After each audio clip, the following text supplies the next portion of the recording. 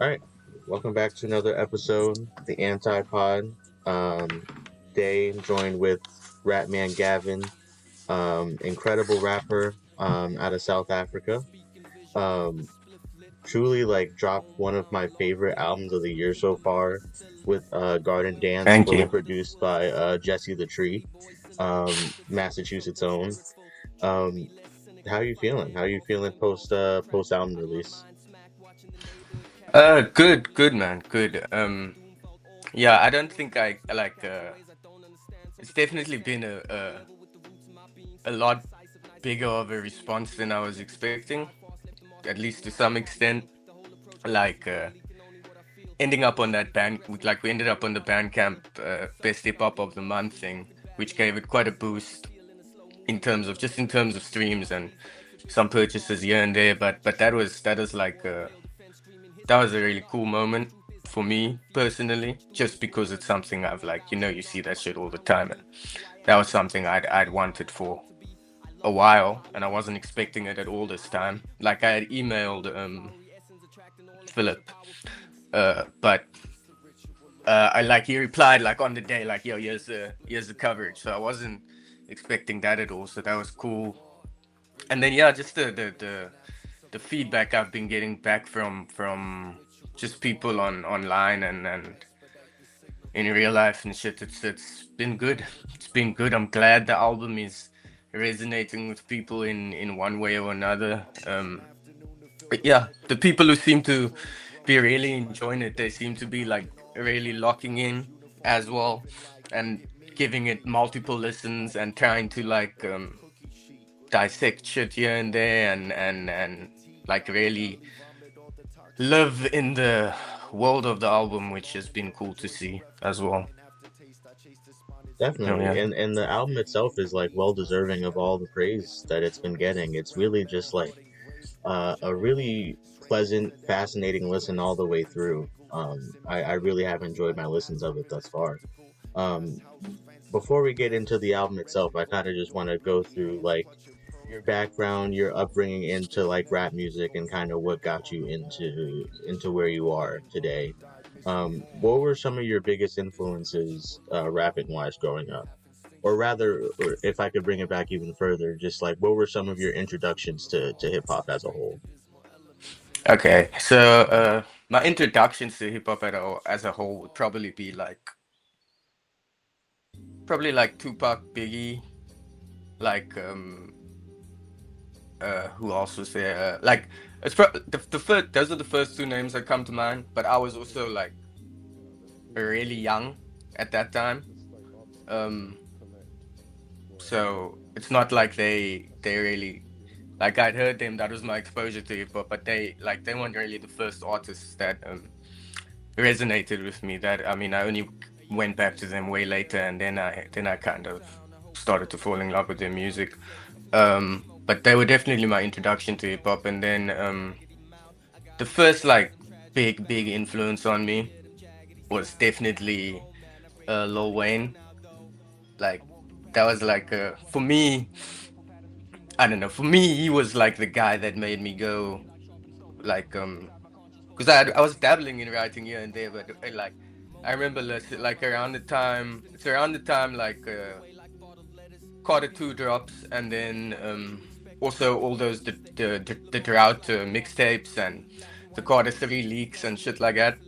Like everything from like Carter 2, just before Carter 2 and just before Carter 3, that is like super inspiring to me. So that really made me, that is like the moment when I was like, okay, I want to rap as well. I want to do this as well. This just seems like the funnest thing in the world to do. So he's definitely one of my like biggest early inspirations.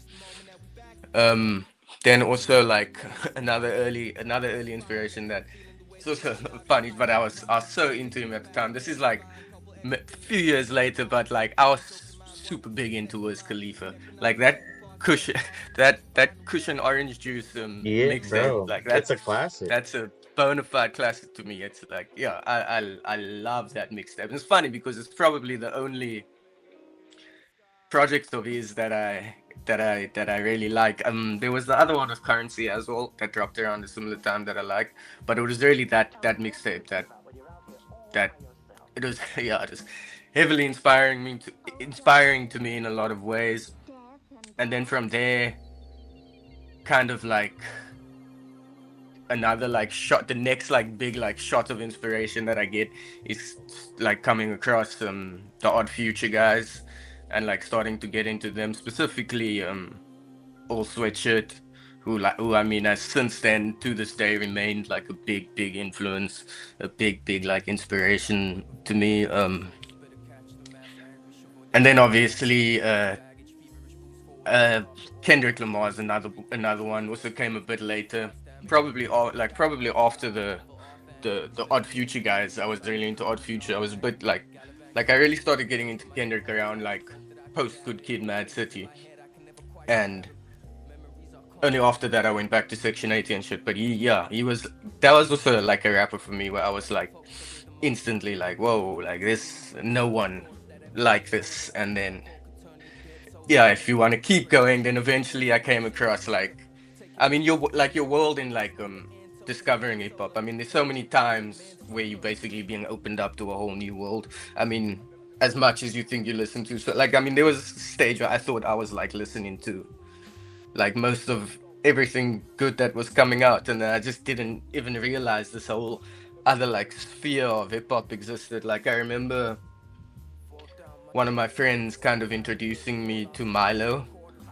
and then from like Milo finding like Open Mike Eagle and shit like that, and then they were kind of really the first introduction I had into the, I don't know how to phrase it, but I guess the more underground like independent side of shit. And that like really was where you start to see, I don't know, like people are more risk averse in the mainstream, and people are more willing to try shit in the indie scene. So then I just found, yeah, then eventually you come across artists like Billy Woods and Elucid and all these guys, and this just, that just became like a, probably the biggest inspiration that I have as a whole, because like you finding these artists that have it was like me realizing like, oh, these guys are like artists who know what they want to do and they're doing it, and they're not adjusting or changing their styles to try and like suit what they think the audience might want. They kind of just like waited to find the niche of people that are going to be like, yo, and then that just slowly bolts from there and there and there, because they knew what they were doing was dope. And yeah, so that, yeah, all of those, that was a long ass answer, but like, yeah, yeah, a lot of inspiration from a lot of different places, man. Yeah, and I think like a lot of the names that you said make a lot of sense. Not only to you as a rapper, but also just generally, like generationally. I'm sure there was a bunch of rappers that were influenced by Wayne and influenced by Biggie Mm-hmm. and Pac and things like that. But I think for you in particular, it's interesting how you kind of like phrase the progression of things, because I think about like how just technically sound you are as a rapper, just the like the multisyllabic rhyme schemes that you can keep for long periods of time. Like those are very, it's very Wayne-esque in that way. And then you also Mm-hmm. like are willing to experiment in the way that you said, in the way that kind of underground artists are Yeah, willing to yeah, for do, sure. like an Open Mike Eagle and like a Milo and things like that. So I think that's Mm-hmm. the way that you put it in the progression of things made a lot of sense. Mm-hmm. Yeah, yeah, I agree. Um, and then getting into like the rapping style itself, to kind of lead us into the album discussion. Um, obviously your style to compared to the people that you named is like very unique in terms of the way that you rap, your multiple flows, the way you decide to go about a Mm-hmm. track. How did you take some of those influence and kind of like go through the trials and tribulations of formulating your own style to something where it's like, okay, I can call this my own? I think it just kind of really happens naturally. I don't think I ever really felt like I need to sit down and figure out my sound, mainly because I'm not really the type of rapper that wants to be committed to a sound or like a specific style of flow. Like you said, I really like to mess around with my flows and experiment and do different things. And I kind of I'm very much the type of rapper who's kind of letting just I want to see what the beat says to me and then uh see what it demands of me, and that's not going to be the same all the time. So that's kind of how I go about it. I think with all these artists that I mentioned, I mean, there's a lot you can take from so many of them. I think like Woods, in particular, like the way Woods can like kind of throw you in the middle of a story where you were not given any context. You don't know what's happening, but like he kind of gives you these like fragments of his life in storytelling form where it's almost like the super vivid short story that you live in when he's like rapping this verse. And I feel like that's definitely inspired me in a lot of ways, and just my approach in songwriting at times. I think Elucid as well. Elucid says that shit like, it's not like words don't always have to mean shit like I don't. I feel like I like resonate with the shit Elucid says a lot because he's like kind of like this like guy who's like a vessel, and he's like a preacher, like a vessel who's like these words are coming out of him, and he's not necessarily sure where he's drawing it from at all times, and like I think I've heard like Wood speak about his writing process and how like just crazy it can be how these verses come together, and it's like how you coming up with it. And I feel like it's like very like kind of like tapping into this like unconscious and like not needing to serve everything on a plate to everybody.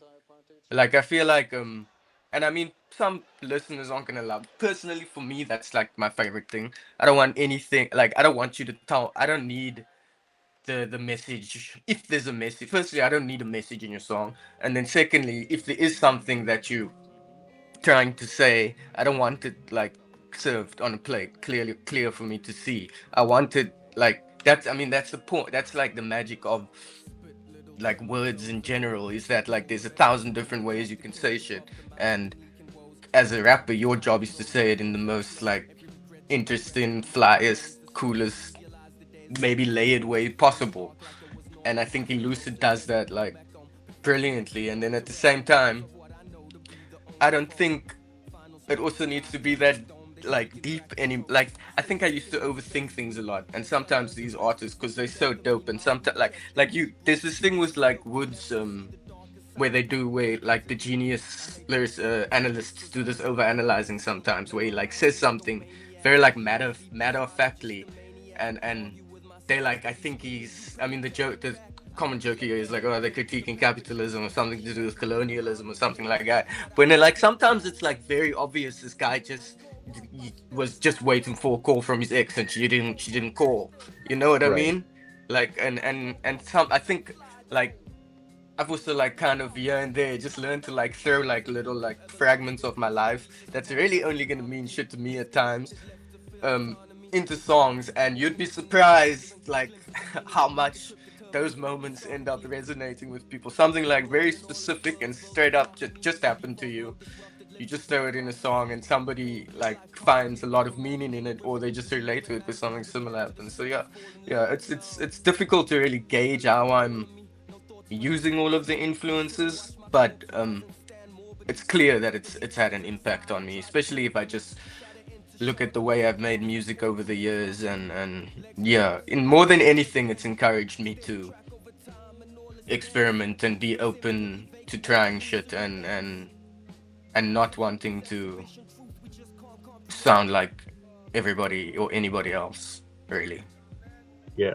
Yeah, I think that makes a lot of sense. I think what you were saying about like Woods and Lucid, like what makes them so unique and what makes I guess maybe I won't say every underground rapper, but a lot of the underground unique is the human element of things, and how it's not really as much of like a persona or character in a way. Mm-hmm. Is it and to that point, a lot of the things that they rap about are anecdotal, and that's what makes it Mm-hmm. so like unique and more feel more human, for lack of a better term. Yeah, for sure. For sure.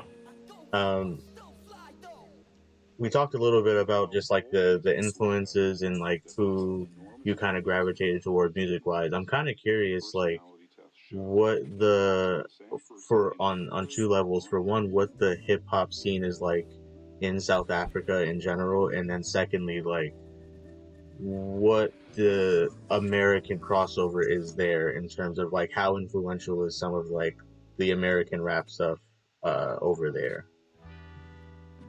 Yeah, yeah, sure. Well, I mean, the hip hop scene here is it's definitely massive. I'm in Cape Town. It's definitely bigger in Johannesburg. Or at least that's where you can find like more opportunities. Like there's a dope local scene here for sure. A lot of good rappers. Definitely a lot of quality artists. But there is kind of like a, or there's been a bit of a lull in terms of like venues booking live rap shows on like um a regular basis. I feel like there was although look, the at the end of the day, like these things you kind of have to take into your own hands, and I know a lot of people who have been doing that and have just been throwing their own shows and shit and at smaller venues, and that's been like dope to see and encouraging to see. But on like a larger scale, there's a lot of places that would much like rather prefer to just you tell, because most people just want to book DJs and get people to kind of dance and shit like that. There are a couple of venues for sure that have that are you've seen a lot more shows now. But again, it's really it's like it's like any independent scene really. Like it's really like rappers throwing the shows and like rappers and producers throwing their own shows, which I'm sure it is like everywhere and shit like that. But yeah, I think like on a larger scale, the scene is it's big and it's good, but it's not like there's a lot of mainstream South African artists that I don't know, it just doesn't necessarily work for me, and I'm not saying that to hate. It just like it just doesn't click all the time. But you also got to keep in mind that we have like 11 languages here, and there's like so there's gonna be like a whole bunch of different segments of hip hop and shit, and there's a lot of closer and like Zulu rap that you'll find and Sotho rap that you'll find that sounds super dope as well, like really super dope. But I don't speak those languages, so there's always gonna be like a layer that's like disconnected, where I'm disconnected from, and even though I still do listen to it, it's like dope. There's still like a disconnect a bit. I've seen like the my personal like I'm only connected to the scene in like the small like independent sense. I have a couple of rapper homies who are super dope. I go watch their shows and shit like that. There's not really a lot of like big mainstream artists that I go out of my way to see. But just yeah, I don't know how to explain it. It's just and like speaking like it kind of goes into the next answer. But part of my reason that why I never really could like click hard with a lot of the English like mainstream rap is because there's this thing where everybody and look you grow up on rap that's American. Everybody here does. I mean, it's where it's the birthplace of hip hop, obviously. So a lot of people here will rap in an American accent, and it's like I don't know, it's just off-putting to me. So it's like and like it's the music is dope and shit. And there's definitely a few exceptions in terms of like who I actually like, because there's a couple of artists who I like who are South African who do rap sounding like an American, but the music is good enough for me to not care. But sometimes it's just like, yo, it's just like I understand it's a vocal performance and everything, but it's like I don't. It makes no sense to me hearing you rap like this and then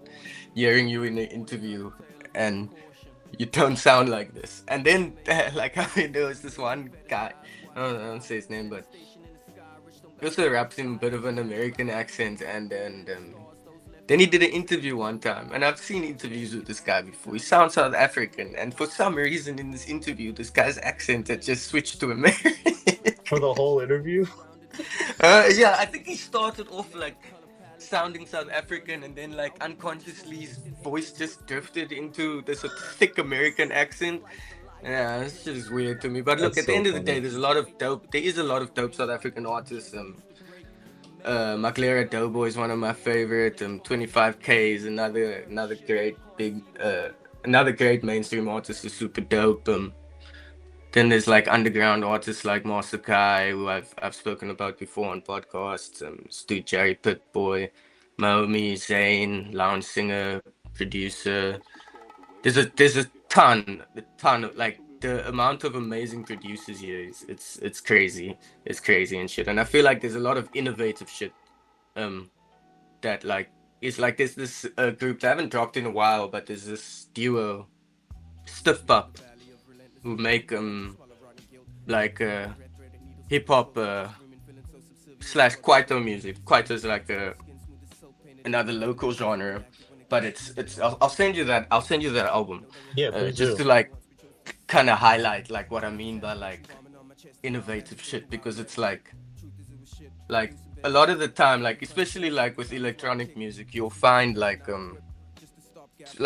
you see it now with like Amapiano, for example, like kind of like spreading throughout the world. It's like one of the biggest like electronic genres, and a lot of that shit just comes from kids in the township, and like that's like the heart of a lot of music. It's just like, yeah, just kids in the township doing the craziest shit.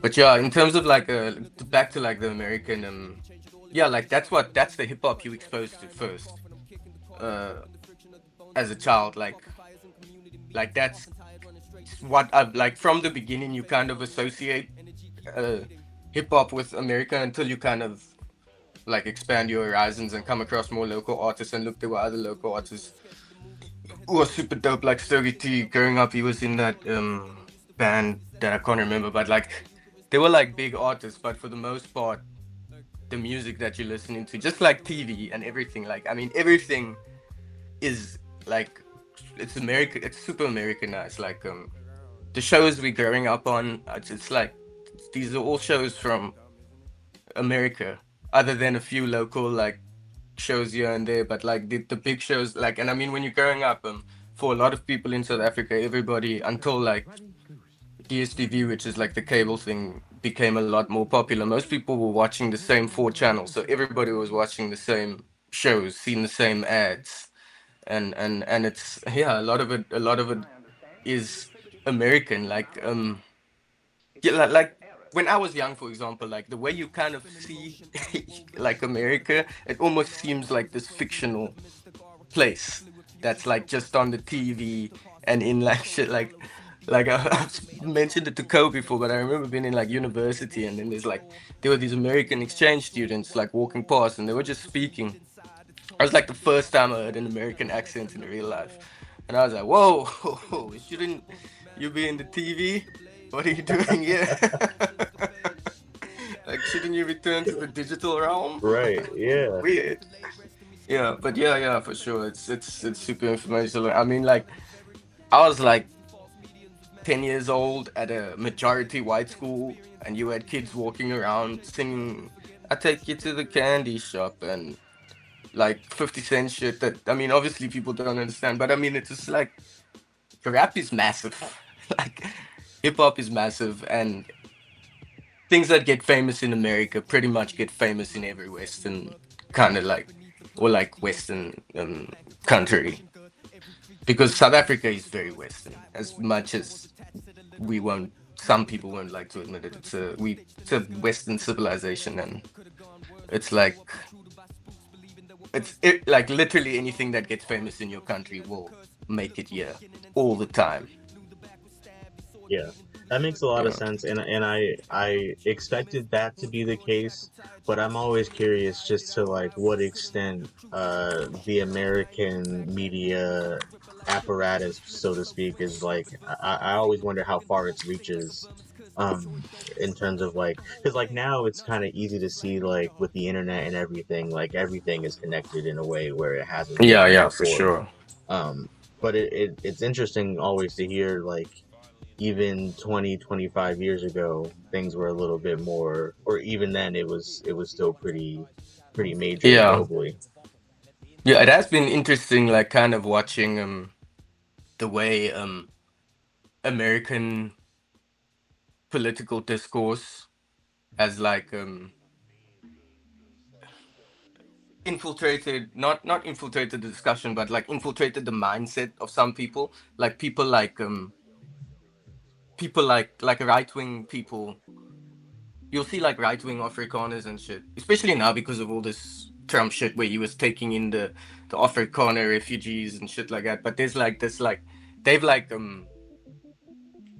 I remember when when it first became like a thing where you had all these like right wing people kind of embracing the anti woke thing, being like, oh, wokeism, and using it as like this fucking end of the world word. And then you started seeing that kind of being embraced here by politicians. And then um what is my next point now? But like yeah, and then like just like the culture war shit in general. Like suddenly you have all these like people on online like retweeting Trump, like pushing like reiterating his like culture war points, like especially like Afrikaners and shit, to feel like they been victimized and shit. They kind of saw an outlet in this guy, and like when Trump like really started like wilding out, like I mean he's always been wilding out, but like you know at some point this guy just kind of like he's just gonna say the quiet parts out loud. He's not gonna care anymore. The fails lifted. He doesn't give a shit. He knows he's gonna do what he wants, and that kind of like it was weird. Not weird. I mean, I guess I could have predicted it, but it was kind of strange seeing how many people in a year saw that as like, oh, this is like permission for me to come out and be a bit of a racist now. I can kind of throw some of these views I've been holding back out into the public again, and oh, here's an opportunity for me to kind of claim victim and yeah, so that being like leaking in and all the cultural shit, it's yeah, it's disgusting, but whatever. No, It it is what it is. is. It is what it is, unfortunately. No, it's wild to like, I don't know, see kind of like you said, the veil being lifted in real time in a way Mm-hmm. that's like kind of rapid in a way where it's like, over time, obviously, like it was kind of more of like a if you know you know type of thing with America, because the propaganda machine was just so heavy and it was just working Mm-hmm. so efficiently. No, for sure, for sure. But then like, Trump comes into office and things just like spiral out of control super Mm-hmm. quickly. Um, but yeah, it is always interesting to think about like how it's not just the truck driving hillbillies in Texas or whatever. It's also just like globally people that hold just generally Yeah, racist yeah. beliefs are They very were just yeah. feel This more is like people emboldened. waiting for a chance. Yeah, for sure. Yeah. Um, Getting into more positive things, this album is like I said before, one of my favorites of the year. Fully produced by Jesse the Tree with the singular Jesse the Tree feature. Tell me about the connection with him for this album and how that came about. Yeah, yeah. So I first time I reached out to Jesse, I think it was a few years ago, but I was just on some like I just found this. I can't remember how I found his music. I think I saw that on like a poster he was touring with Shrapnel or something, and then I was like, okay, if he's touring with them, he must be pretty good or something. And then I listened to his music, and for me, it was like one of the like it's like this some moments in your life where you find an artist and you just like instantly like, yo, like this guy is like he was like resonating with me like heavily. Like the shit he was saying was super psychedelic. He was like his style, his flow was so like technically good. I was just kind of like, yeah, this guy is crazy good. Then I just started listening to his music and I became a big fan.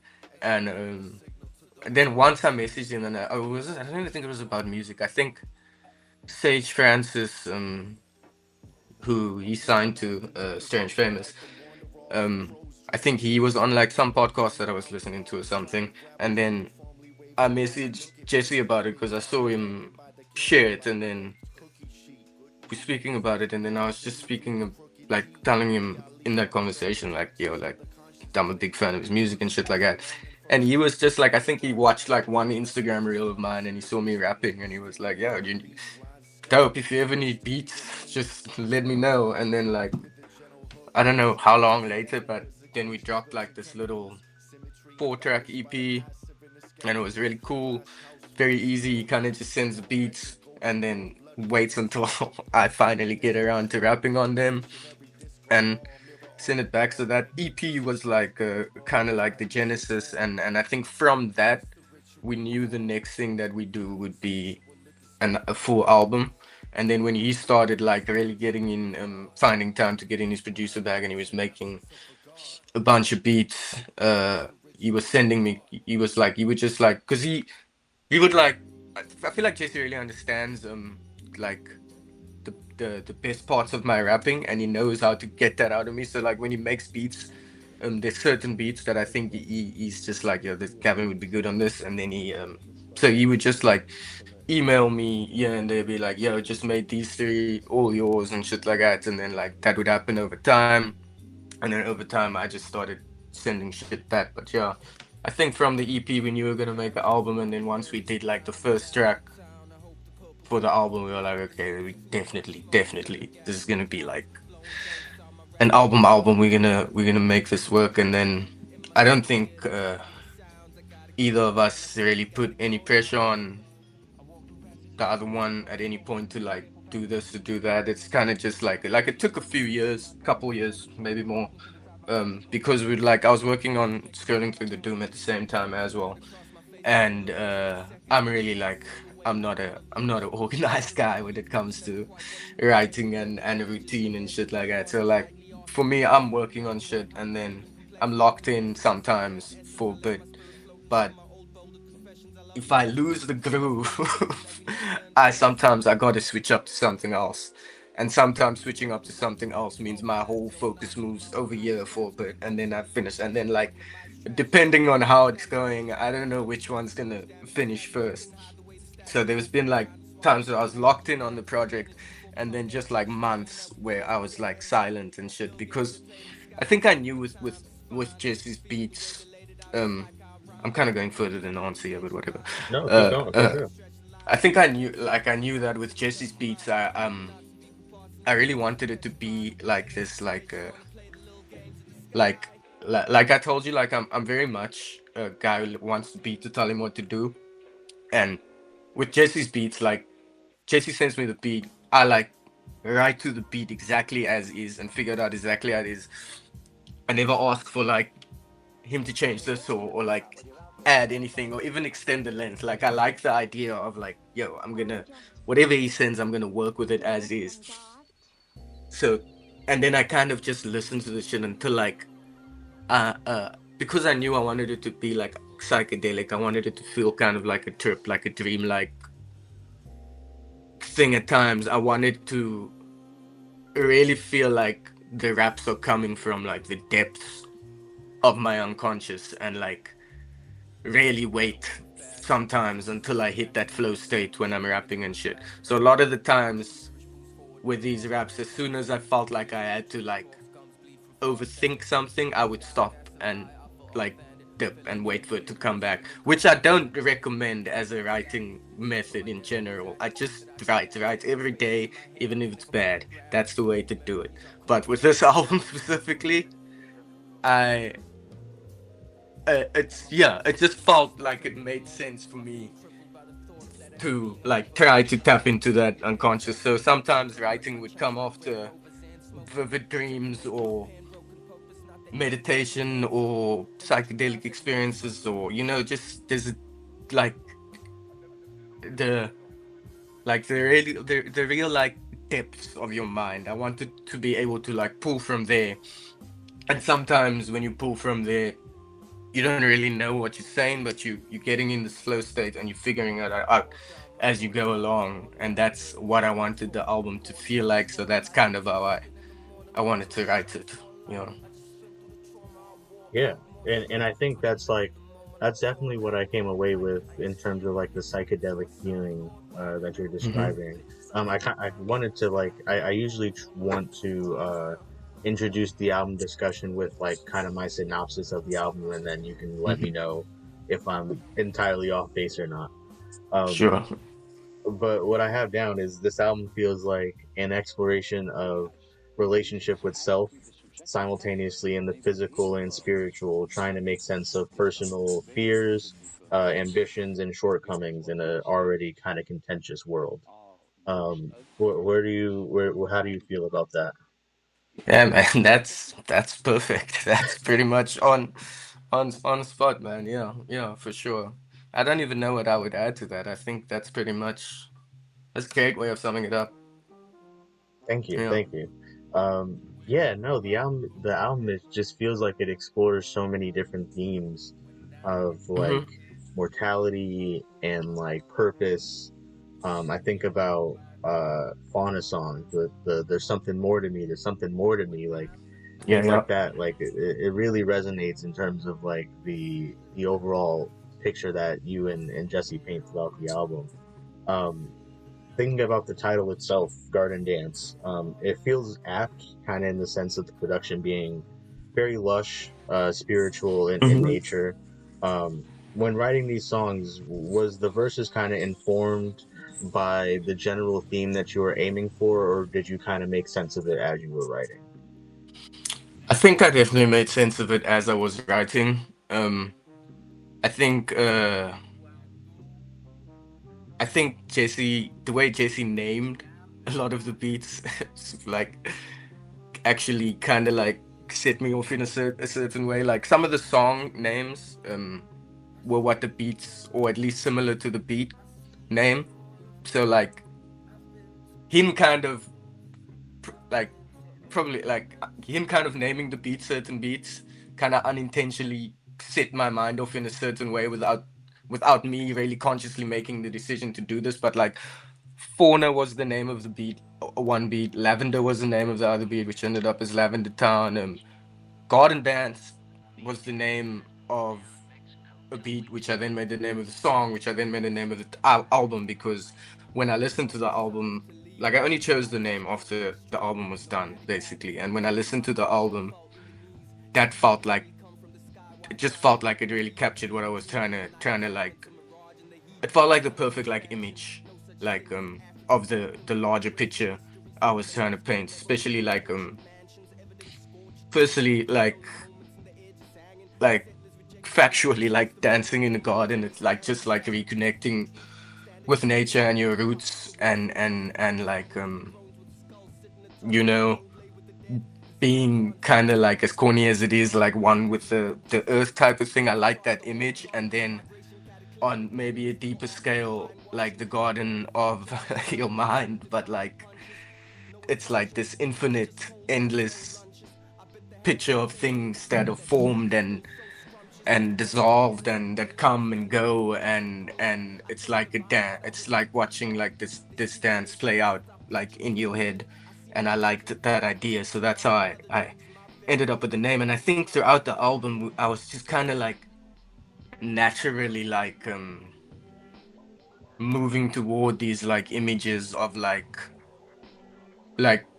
it's like seeking purpose. So you like moving through like these images of like the world in like all its glory, like functioning as it's intended to function, based on everything being perfectly aligned and or what. And like like the balance of the universe and shit. Like I was thinking on that was kind of like naturally in my mind throughout the album. And then through that you kind of just start thinking about other things, like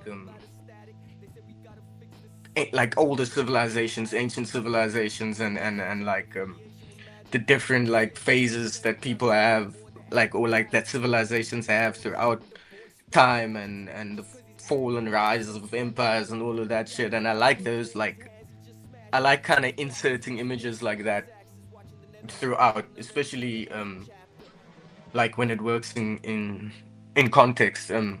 I think like the one song that I really came into with like a very clear intention about what I was gonna write about was Mapungubwe, which was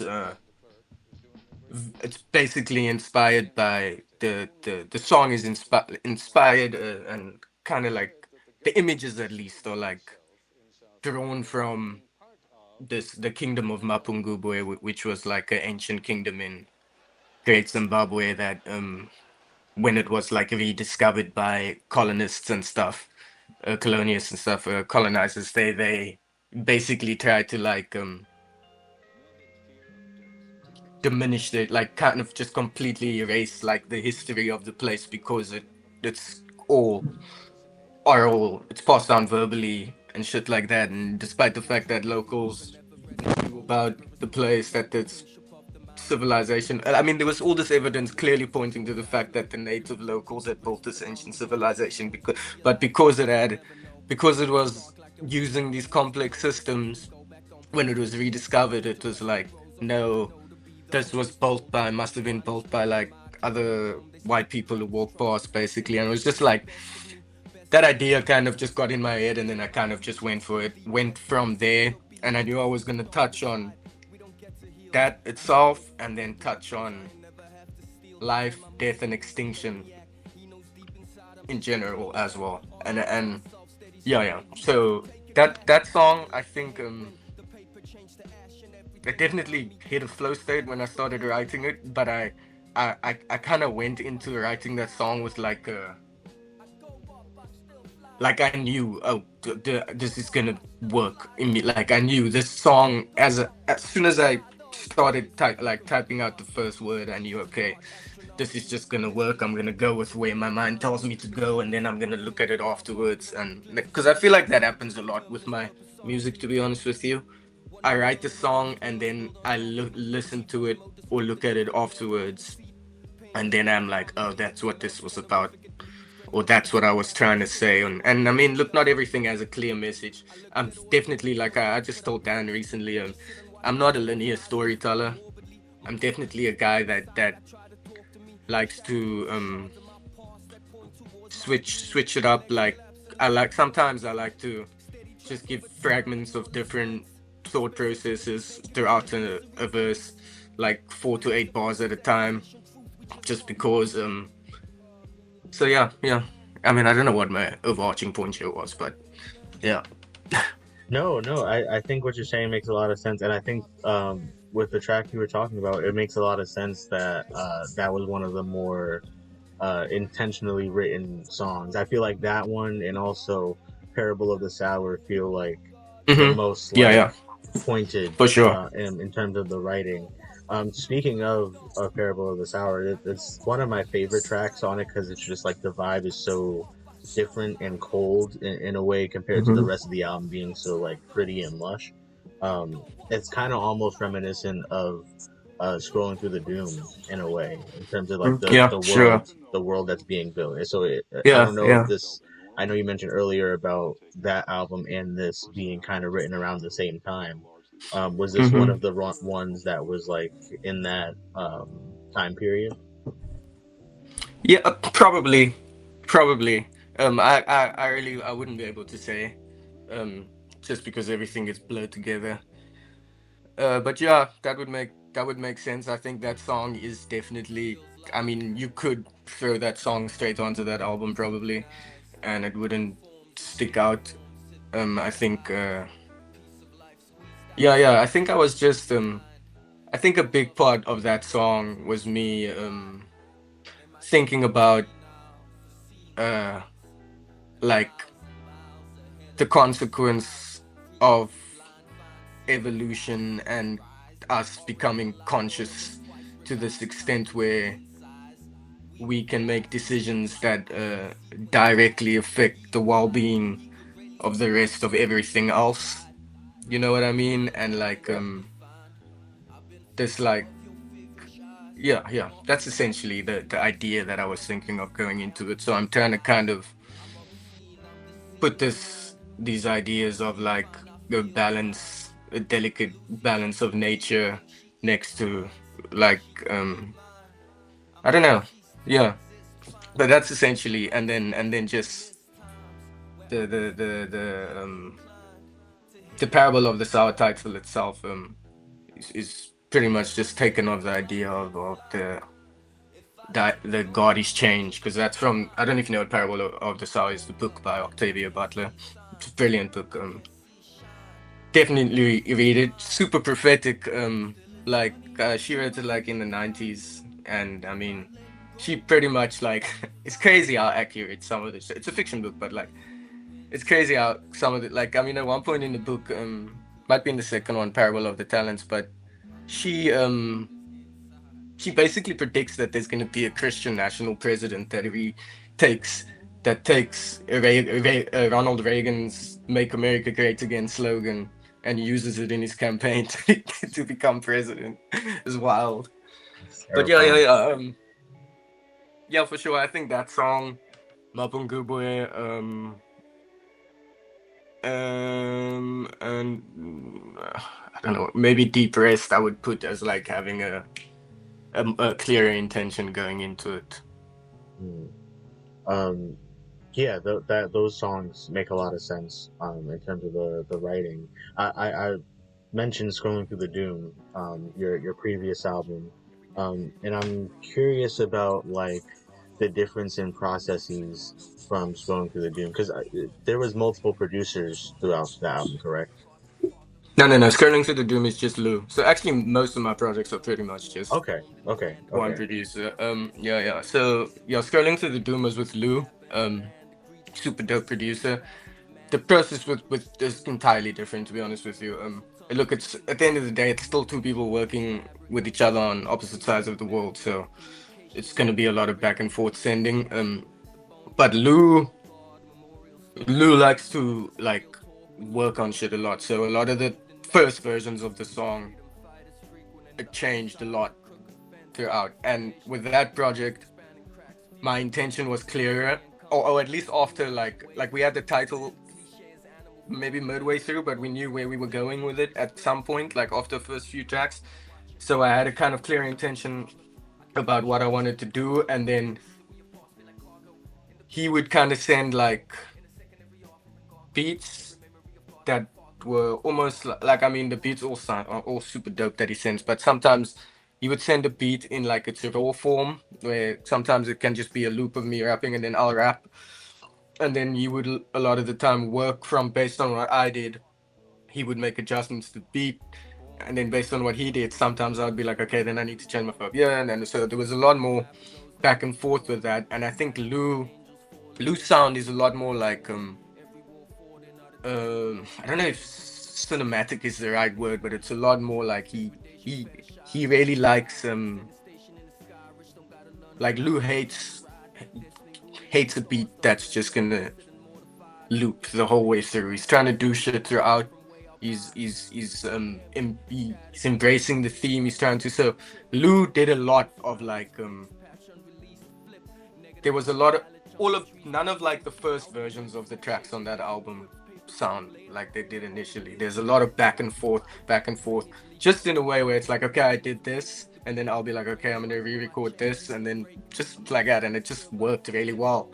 And Lou's, I mean, he's a genius himself. I I I'm very much like when I work with people and it's a dope producer, uh, they know what they're getting into with me. They know I'm just gonna like it's difficult for a producer to come to me and be like, yo, can you rap about this?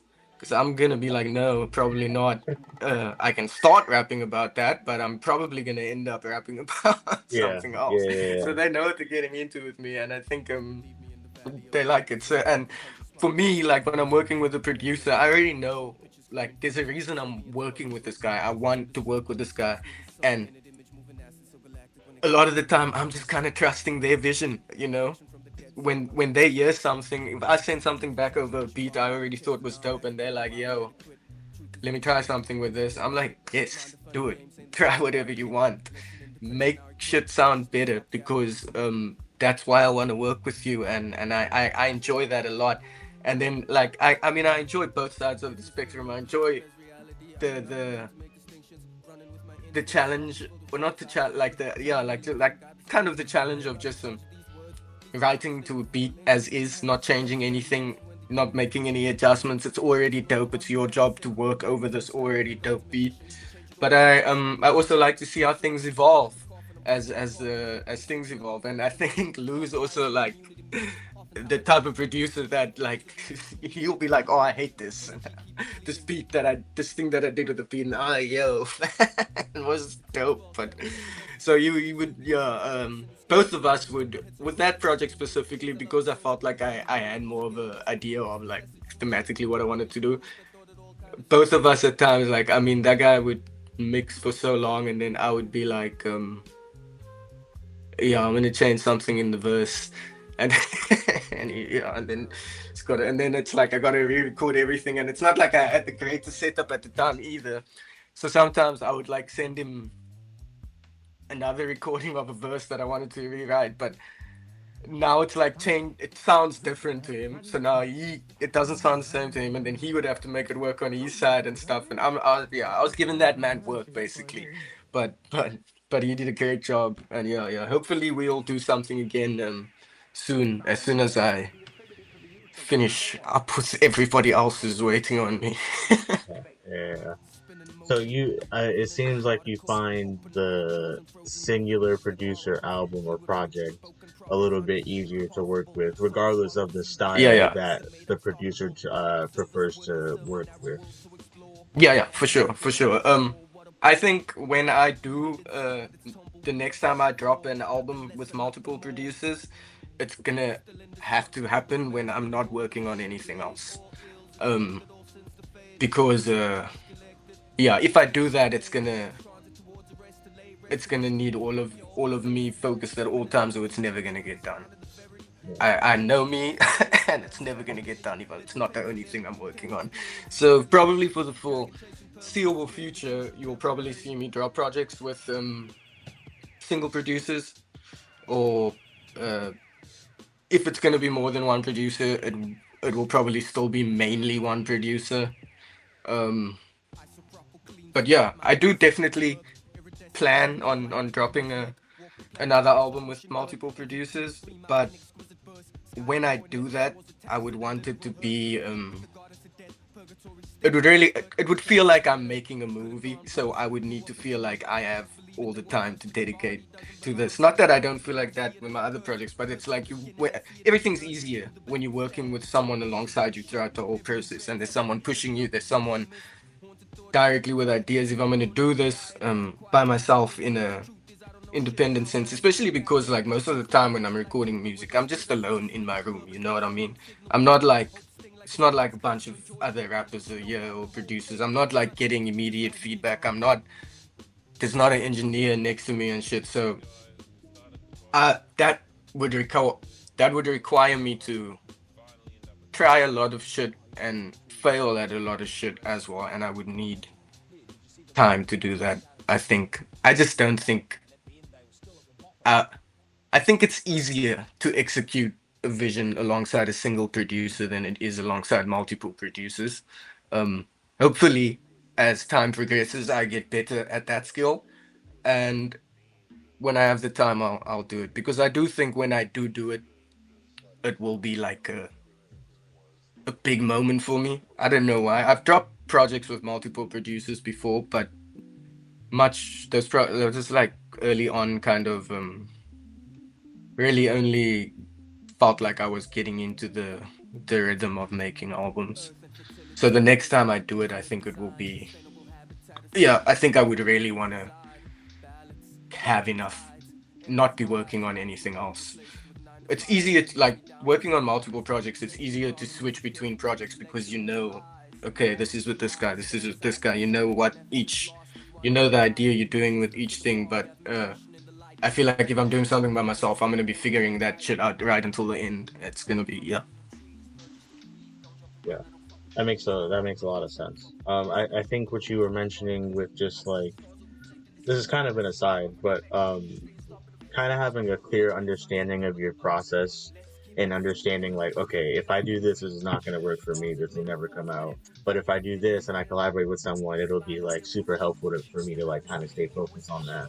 um Yep. just like independently for me as an artist making music, I wish I had that level of like self understanding of my own process. For me, it's always kind of just like it happens when it happens type of thing. Like Yeah, yeah. I don't really have a whole lot of, I don't want to say I don't have control, but I don't have a clear understanding of like what sparks motivation or what process Mm-hmm. of organization makes the most sense for me and things like that. Yeah, Um no, that makes sense, dude. I've been struggling with that for like the last year, year and a half.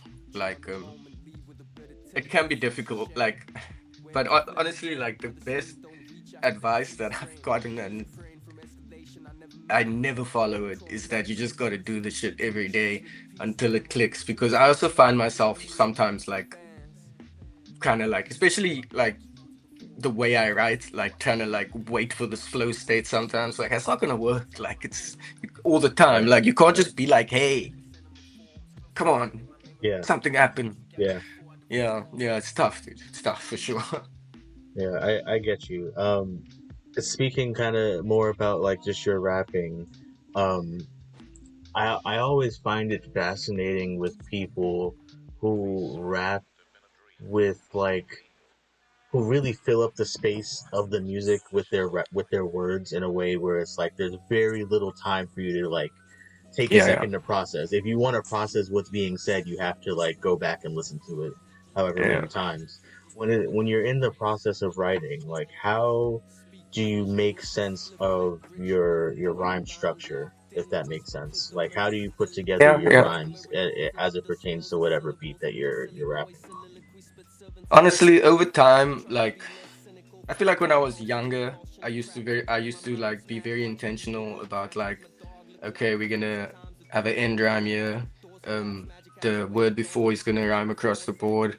We're gonna keep it shoulder. Like I knew exactly what I was doing, and then over time, it became very natural for me. So when I'm writing, I'm kind of like I'm just rapping, and if I'm doing some sort of internal rhyme scheme or a rhyme scheme that's not at the end word, but that's continuing or something like that. It's like as soon as I've done the first word, sometimes like sometimes I'll write a line, and then when I write the second line, and the second line follows that exact like structure in terms of like rhyme, then like the natural thing that my head does is it just keeps going. I'm not necessarily like thinking about where I want to place it or where I want to do it. I'm kind of figuring out my flow, and the way that I rhyme affects my flow, because if I'm doing a certain rhyme scheme and then suddenly in the third line of of four lines I change it, it's gonna be very obvious. So like it can like it's just, yeah, I think it just happens because I'm trying to make everything sound as like smoothly entertaining as possible. Like because I know I say a lot of words, and I find it entertaining to like twist words and mess with them in that way. But I don't really know that I've ever um been like, other than when I was like kind of trying to actively get better at rhyming and think about it. Um, which obviously I'm still actively trying to get better at rhyming, but these days I feel like a lot of that technical shit, a lot of the way I write bars and everything has become so like ingrained in me that it just happens, and then yeah, it like happens, and then once I realize it's happening, it's like, oh well, fuck it, I'm just gonna keep going with this. And then when I get bored of it, I switch it up. and I see what happens. And sometimes if sometimes yeah, it depends on again. Like, for me, it depends on what the beat demands. Sometimes the beat wants you to say something slowly and only keep the end part of the rhyme because it's necessary at that part of the song. Sometimes you've been I've you need to do something more entertaining here and take the verse to a notch it up a bit, or like, you know what I mean, take it up a notch. And like there's just so many ways you can keep things interesting when you're rhyming, and I think that's really all I'm trying to do. Yeah, and that makes a lot of sense. Um I think on this album you display a lot of different ways, like in which you flex that muscle of like the rapping and the multisyllabic rhyme schemes and things like that. Like Hmm. it's not a singular flow. It's not a singular style. It's not a singular thing. Like I think about Where Do I Go, and that's like more of just like a blues esque like just folk Yeah, yeah, for sure. interlude type of thing. That's just like Yeah. this really soulful thing. Definitely another one of the standouts on the album to me. But I think that's another good example of like even though it's not like rapping necessarily, the style that you choose to experiment with makes for a unique experience within the album. Yeah, I'm glad you dig it. I'm glad you dig it. Yeah, that was definitely. I was like, yeah, this is so like left field. People are gonna be like, "What are you? What are you? Why did you do that?" But it made sense to me in like the context of the album, and it was like I knew I wanted to have like a bit of a breather type moment just before the Jesse track, and then I knew that I wanted to kind of like create this picture of kind of just me kind of, sitting on the porch looking at the sky like where like yeah, like on some blue shit. You know what I mean? Like, Yeah, where do I go? And just being like, that's kind of what's happening on this album here. You seeing where I'm going, and this is me just taking a moment to reflect on like on that. Yeah, yeah. And that song actually, my brother makes music as well. He like sings slash raps, kind of plays guitar, and does all the instruments himself and shit on the music that he makes. And he makes like very like unique, like alternative, like punk type rock, indie rock type music. And his style kind of like actually, when I was writing that song, I was thinking about how he would do this song if it was his song, and I was getting a lot of inspiration from him. So shout out AD, my brother. that's awesome. That's really sick. Um, I don't want to take up too much of your time, so I do want to just wrap up with one final question, which is Sure. something that is not like super specific to the album, and it's also something that have asked other rappers because I'm just really fascinated with just like the process of rapping and people's individual processes and their intention with their rapping. Um, for you, with all these themes on the album about purpose and mortality, kind of more grand, abstract ideas and not super specific. Um, how important is it for you to be understood as a rapper in terms of like the bars, people understanding what you're saying? I know you mentioned earlier that not everything has to be super deep or super like Mhm. meaningful. Sometimes things are just anecdotal or just like things that make sense to you alone. But for you as a rapper, how important is that, if at all? Look, I think I want my music to resonate with people. I want them to listen to it, and I want it to evoke a feeling. I want it to evoke strong feeling. I don't want that feeling to be, yeah, this shit sucks, but generally I want it to evoke a feeling. I don't necessarily know that I need all my lyrics to be perfectly understood, or that anything, if I have a specific message I want to get across, I don't really need that to be understood. I just I want my music to resonate with people. For me personally, rap is the medium that allows me to explore these things that I explore. It's a medium that allows me to be vulnerable. It allows me to really like put into words what I can't say at times, and I think that's kind of enough for me. I think I've come around. Look, everybody wants their music to spread and for more and more people to hear it. I would love that, but I've started to real like, well, I've always known it, but like lately, like how much just me making rap music, being someone who loves hip hop, having peers who make hip hop, talking about hip hop, how much that does for me personally, like that's more than enough. You know what I mean? Like that's like that's like what I'm taking from this is the opportunity to really like embrace community, the opportunity to really be vulnerable, be authentic, say what I want to say and do it in a cool way. It's yeah, it's fun. More than anything, I just find this shit fun. I think rap is the funnest thing in the world. And if at the end of the day, after I've had all that fun, my words or messages aren't necessarily understood, I don't think I would care that much.